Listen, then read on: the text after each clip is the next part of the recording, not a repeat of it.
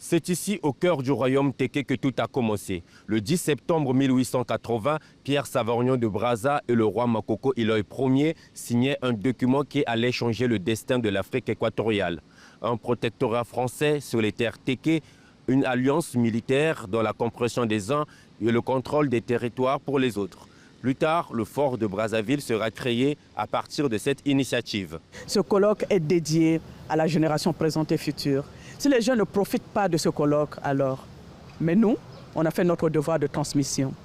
Maintenant, à vous de prendre la suite. Et c'est comme ça que nous allons apporter une pierre à l'édification de notre société, de notre pays, dans notre culture, dans nos valeurs culturelles, dans ce que nous sommes, dans la valorisation de nos racines, pour être fiers de ce que nous sommes, car j'existe, je suis là, j'existe par rapport à mes racines.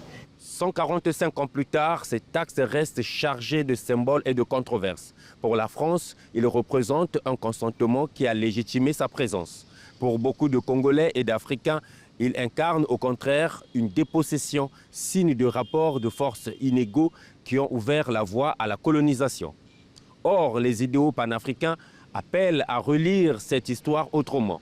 Ils rappellent que les peuples africains, malgré les blessures du passé, ont toujours défendu leur souveraineté, leur dignité et leur unité. Comme l'enseignait Kwame Nkrumah, l'Afrique doit s'unir. Les divisions héritées de la colonisation ne sauraient effacer l'idéal d'un continent fort et solidaire. Un peuple sans histoire, c'est un peuple qui ne peut pas avancer. L'histoire permet justement de se reconstruire, de regarder derrière afin plus tard de regarder devant comment avancer. Pour moi, la célébration de ce 145e anniversaire du traité de Makoko, c'est important de rappeler d'où nous venons et que c'est une histoire douloureuse entre le Congo et la France. Elle a été très très douloureuse, très violente. Mais aujourd'hui, on doit se servir de cette histoire pour avancer, n'est-ce pas?